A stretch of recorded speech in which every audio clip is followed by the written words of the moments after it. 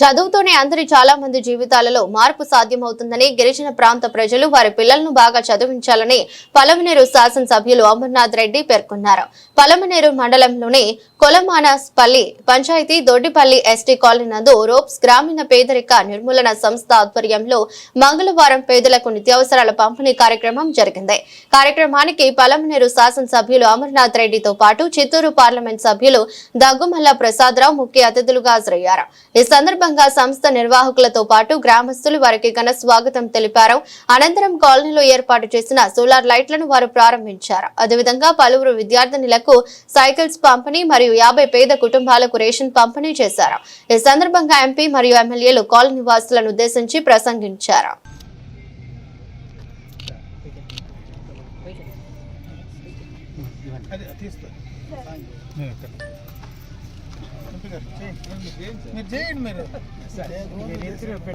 Sir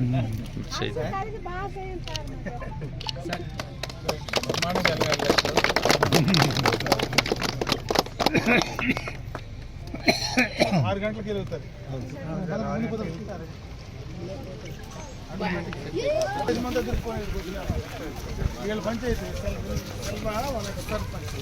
అయితే మీకు ప్రధానంగా 2 కార్యక్రమాలు, ఎందుకంటే ఎప్పుడు నీళ్ళు లేదని చాలా అవస్థపడతా ఉన్నాయి. పోయినసారి పోయిన గవర్నమెంట్ లోనే మీరు నీళ్ళు లేదంటే 2-3 బోర్లు వేసినాం, అంతే కదా. ఆ రోజు మోటార్ లేదంటే మోటార్ వేసినాం. మళ్ళా మొన్న అధికారం వస్తానే ఆ మోటార్ జరిపింది, అంతవరకు ఉండింది, మొన్న జరిపింది. మళ్ళా మొన్న కూడా అదే మోటార్, కొత్త మోటార్ ఇస్తేనే ఈరోజు నీళ్ళు తాగే పరిస్థితి ఈ గ్రామంలో ఉంది. అంటే ఇవన్నీ కూడా ఎందుకు చెప్తా ఉన్నానంటే, ఒకసారి గ్రామానికి సంబంధించి ఏం చేశాం, ఇంకా ఏం చేసుకోవాలి, ఇంకా చేయాల్సిన పనులు ఉన్నాయి. ఈరోజు ఆనాడు కట్టినటువంటి ఇండ్లన్నీ దాదాపు 30 ఏళ్ళు అయింది. ఈరోజు మళ్ళీ కూడా శాశ్వత గృహ నిర్మాణం చేయాలి. ఎందుకంటే ఆ రోజు వెంకటరత్నమన్న సర్పంచ్గా ఉండేటప్పుడు ఆ యొక్క ఇండ్లు ఆ రోజు ముందు పడి, ఎందుకంటే ఆ రోజు ఆయన ముందు పడి చేసి, ఈ సెంటర్ అంటే ఆయనకి ప్రేమ ఎక్కువ. ఎప్పుడు ఏది మాట్లాడినా సెంటర్ గురించే మాట్లాడతాడు. ఆ రోజు ఇది సెంటర్ కానీ సెంటర్ అని చెప్తే కదా, దేనికి సెంటర్ కాదు, పేరు మాత్రం సెంటర్ అని వచ్చింది. అంటే ఆ ఇండ్లు, కొత్త ఇండ్లు కట్టాలా. నేను ఇప్పుడే ఎంఆర్ఓ గారితో మాట్లాడినా, ఇక్కడ పక్కనే ఎక్కడైనా ప్రభుత్వ స్థలం ఉంటే తీసుకొని పట్టాలు ఇప్పించడం ఒక ఎత్తు అయితే, మొన్న ఈ ప్రభుత్వం ఏర్పడిన వెంటనే మీకు అనుభవ ధృవీకరణ పత్రాలు ఇమ్మని చెప్పాం ఎంఆర్ఓ గారికి. ఆ రోజు అందరికీ అవకాశం లేదు, కానీ కొంతమందికి మాత్రమే ఆ అనుభవ ధృవీకరణ పత్రాలు వచ్చినాయి. ఇంకా ఎవరైనా ఆ ఉండే ఇండ్లు తీసేసి కట్టుకుంటారని కానీ ముందుకు వస్తే ఈ రోజు అవకాశాలు పుష్కలంగా ఉన్నాయి. ఎందుకంటే ఇక్కడ ఉండేది అందరూ కూడా ఎస్టీలు కాబట్టి ఖచ్చితంగా కూడా కొత్త ఇండ్లు కట్టుకొని మీరు ముందుకు వస్తే అందరికీ కూడా ఇండ్లు కట్టించడానికి ప్రభుత్వం సిద్ధంగా ఉంది అని చెప్పి ఈ సందర్భంగా మీ అందరి దృష్టికి తెస్తా ఉన్నాం. లేకపోతే కరెంట్ ఉన్నాయి, నీళ్లు ఉన్నాయి, ఊర్లో సిమెంట్ రోడ్డు ఉంది. మొన్న డ్రైన్ కూడా ఈమె కొంతవరకు కట్టి వదిలేసింది, అంతే కదమ్మా. కాబట్టి డ్రైన్ కట్టే కూడా ముందు మనకు రోడ్డు చాలా అవసరం. ఈరోజు మనకు చప్పిడిపల్లి క్రాస్ లో నుంచి అది తార్ రోడ్ అయిపోయింది. ఆ రోడ్లకి ఈ రోడ్ లింక్ చేయాలా. ఖచ్చితంగా రేపు మళ్ళా కొత్త సంవత్సరంలో ఈజీఎస్ వస్తే ఎస్టీ గ్రాంట్ కింద ఒకవేళ ప్రభుత్వంలో కూడా ఎస్సీ ఎస్టీ యాక్షన్ ప్లాన్ లో డబ్బులు ఖర్చు పెట్టేటువంటి అవకాశం ఉంది. ఈరోజు మీకంతా బంధువులు జగమర్లో ఉంటారనుకుంటా, బంధుత్వాలు ఉన్నాయి జగమర్లో ఉన్నాయా? ఈరోజు జగమర్ల కాలనీ మీకంటే ఎన్నో అడవిలో ఏనుగుల సందులో పోవాలి. ఆడ కూడా తార్ రోడ్డు బ్రహ్మాండంగా కూడా వేసినాం, అన్ని కూడా గోగుల్ బండ్లో వేసినాం. ఎక్కడైతే ఎస్టీ పాపులేషన్ ఉందో, యానాదులు ఎక్కువ ఎవరైతే ఎస్టీస్ ఉన్నారో వాళ్ళందరికీ కూడా ఈ నియోజకవర్గంలో అన్ని గ్రామాలు ఈ సంవత్సరంలో మొత్తం లింకప్ చేసాం. ఒక ఈ గ్రామమే దొడ్డిపల్లి ఎస్టీ కాలనీ తప్పించి అన్ని చేసాం. త్వరలోనే రేపు రాబోయే కాలంలో ఏ నిధులు వచ్చినా కూడా దీన్ని కూడా డైరెక్ట్ గా మీకు లింక్ చేసి దీన్ని కూడా తార్ రోడ్డు చేయడానికి తప్పనిసరిగా కూడా మేము ప్రయత్నం చేసిస్తామని చెప్పి సందర్భంగా మీ దృష్టికి తెస్తా ఉన్నా. అదేవిధంగా ప్రభుత్వ పరంగా ఎన్నో సంక్షేమ కార్యక్రమాలు ఈరోజు మీకు అందిస్తా ఉన్నారు. ఈరోజు ఉచితంగా మీ గ్యాస్ కనెక్షన్లు ఇస్తా ఉన్నారు, వస్తా ఉన్నాయి కదమ్మా. గ్యాస్ కనెక్షన్లు ఉన్నాయి. పిల్లలు చదువుతా ఉంటే వాళ్ళకి డబ్బులు పడినాయా? తల్లిదండ్రులకు డబ్బులు పడినాయి. ఫ్రీ బస్ ఎక్కుతా ఉన్నారు, ఆడికి పోయి డబ్బులు పడలేకపోయి ఎక్కుతా ఉన్నారు లేదా? అన్నీ కూడా చంద్రబాబు నాయుడు గారు ఏమైతే చెప్పారో అవన్నీ కూడా పూర్తి స్థాయిలో సూపర్ 6 పథకాలు ఏవైతే ఉన్నాయో అవన్నీ కూడా మీకు సంక్షేమ కార్యక్రమాలన్నీ ఇవ్వడం జరిగింది. అభివృద్ధి పరంగా 1-2 ఉంటే వాటిని కంప్లీట్ చేసి త్వరలోనే మీకు ఇచ్చే కార్యక్రమం చేస్తాం. అయితే ఈ రోజు మేము వచ్చిన పని అయితే ఈ రోజు మీకు సైకిల్ కానీ అదే విధంగా ఈ యొక్క డైపర్ లేదు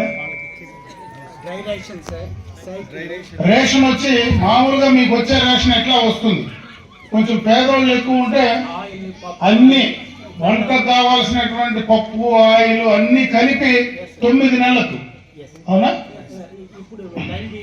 ఇస్తే మీరు 9 నెలలు ఇస్తామని చెప్పి కాబట్టి 9 నెలలు ఇస్తామని చెప్పినారు. 9 నెలలు మీకు అడిషనల్ గా వాళ్ళ నుంచి కూడా మీకు లబ్ధి వస్తుంది. ఈరోజు చలికాలం కాబట్టి బెడ్షీట్లు కూడా తెచ్చినారు. మిగతా ఈ మధ్యనే గత ప్రభుత్వంలో ఆ రోజు ఈ రోప్స్ ఒక మంచి కార్యక్రమం. ఆ రోజు ఈ డైపర్లు ఏవైతే బయోడిగ్రేడబుల్ తెలుగులో చెప్పాలి కదా వాళ్ళకి అర్థం కాదు. మీకు ఈరోజు పంపిణీ కార్యక్రమం చేస్తారు. ఎందుకంటే ఇవన్నిటికంటే ఈ ఆర్గనైజేషన్ ద్వారా ఈ గ్రామాన్ని ఎంచుకోవడం నిజంగా కూడా నేను వాళ్ళు అభినందిస్తా ఉన్నా. ఎందుకంటే ఇది మారుమూలు ఉండేటువంటి గ్రామం. వాళ్ళు చేసే పనులు కూడా, ఎందుకంటే ఈ యొక్క కార్యక్రమాలు ఏది చేసినా ఎక్కడో ఒక చోట పేద ప్రజలకు లబ్ధి చేకూరిస్తే అది అందరికీ కూడా సంతోషమే. కాబట్టి ఇక్కడ మేము ప్రజాప్రతినిధులుగా, నేను కానీ ఎంపీ గారు ఉన్నారు, మేమందరం కూడా మీరు చేసే పనులకు మంచి పనులకు ఖచ్చితంగా కూడా మా సహాయ సహకారాలు ప్రభుత్వ పరంగా 100% మీకు ఉంటాయని చెప్పి ఈ సందర్భంగా మీ అందరి దృష్టికి తీసుకొస్తూ వీటన్నిటినీ కూడా సక్రమంగా వాడుకోమని కూడా తెలియజేసుకుంటున్నాం. మొన్న ఈ మధ్యన ఎమ్మెల్యే గారు అమర్నాథ్ రెడ్డి గారు, ఓవైసీ గారు, కోదండరాం, ఇతర చంద్రశేఖర్ గారు, ఇతర నాయకులు ఉన్న స్టేజ్ మీద నాయకులు, స్టేజ్ ముందున్న మీ అందరికి ప్రజలందరికీ కూడా నమస్కారం. ఈరోజు మన చంద్రశేఖర్ గారి ఈ వాలంటరీ ఆర్గనైజేషన్ ద్వారా ఈ విలేజ్ చూసే అవకాశం దొరికింది. చాలా సంతోషం. ఇంత దూరం మేము వస్తామని అనుకోలేదు. అసలు వచ్చాము కానీ అదే మేము ఎమ్మెల్యే గారితో చెప్తాం, ఇంత రిమోట్ విలేజెస్లో ఎలా బతుకుతున్నారు, ఎట్లా వీళ్ళకి సౌకర్యాలు ఉన్నాయంటే ఎమ్మెల్యే గారిని అభినందించాలి. వాళ్ళు కానీ వాళ్ళ నాన్నగారు కానీ ఇక్కడ కూడా వచ్చి రోడ్లు వేసి ఇక్కడ కూడా పవర్ ఇచ్చి తర్వాత వీళ్ళకి చదువుకోవడానికి అవకాశాలు కల్పించే ఒక మార్గాన్ని చూపించారు. సో దాంతోపాటు ఏ అయితే మీకు అందుబాటులో లేవో గవర్నమెంట్ స్కీమ్స్ లేకపోతే ప్రభుత్వం నుంచి రావాల్సిన ఏ అయినా సరే ఎమ్మెల్యే గారి ద్వారా కానీ ఎంపీ గారు కానీ ఇవి తీసుకొని మీరంతా చదువుకొని అభివృద్ధి కావాలనేది మా అభిప్రాయం. దాని ద్వారా గవర్నమెంట్ చేయలేని పని మన ఆర్గనైజేషన్ వాళ్ళు కూడా చేస్తున్నారు. సో ఇట్లా సైకిల్ ఇవ్వటం, తర్వాత ఎప్పుడైతే ఇబ్బంది ఉందో రేషన్ ఇవ్వటం, తర్వాత మీకు మెయిన్ టౌన్లోకి వెళ్ళి ఇక్కడున్న ప్రజలందరూ ఈ వెనకబడతాం నుంచి బయటకు వచ్చి తర్వాత దానికి సంబంధించిన చదువే అన్నిటికీ మూలం. ఆ చదువు కానీ పిల్లలు కానీ చదువుకుంటే వీటన్నిటి నుంచి బయటకు వచ్చేస్తాం. ఊరు దాటి వెళ్ళక్కర్లేదు, కానీ ఈ ఊర్లో ఉన్నా కూడా చదువు కానీ చదువుకుంటే ఇవన్నీ మారిపోతా ఉంటాయి. అట్లాగే ఇప్పుడే చంద్రశేఖర్ గారు చెప్తున్నారు, ఈ ఇళ్ళన్నీ 30 సంవత్సరాల దగ్గర అయిపోయినాయి, వాటికి అన్నిటికీ నీళ్లు కారుతా ఉన్నాయని చెప్పి. సో నేను గౌరవనీయ ఎమ్మెల్యే గారిని కూడా కోరుతా ఉన్నాను, ప్రపోజల్ తీసుకొని ఎంతమందికి ఇల్లు టైం అయిపోయి ఉంటే అంతమందికి మళ్ళీ ప్రపోజల్ పెట్టి కలెక్టర్ గారి దృష్టికి తీసుకొస్తే మేమందరం కూడా కలెక్టర్ గారికి చెప్పి ఇట్లాంటి గ్రామాల్లో వాడు నివాసయోగ్యమైన ఇల్లు ఇస్తే బెటర్ అని మేము కూడా కృషి చేస్తాం. అట్లాగే ఏ సౌకర్యం కావాల్సి వచ్చినా కూడా రోడ్డు కూడా అస్సలు బాగాలేదు.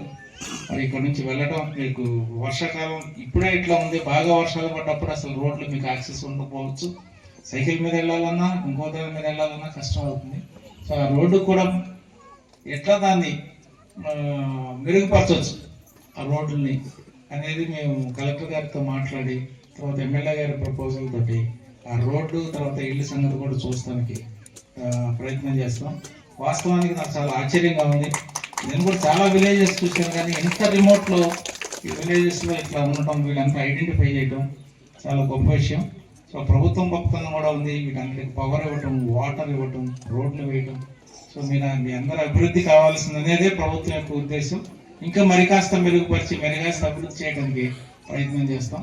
ప్రభుత్వం ద్వారా ఏ అవకాశాలు ఉన్నా కూడా ఈ పర్టికులర్ సెక్ట్కి, ఈ ట్రైబ్కి ఏమేమి స్పెషల్గా ఉన్నాయో అవన్నీ కూడా వచ్చేటట్టు ప్రయత్నం చేస్తాం. Thank you very much.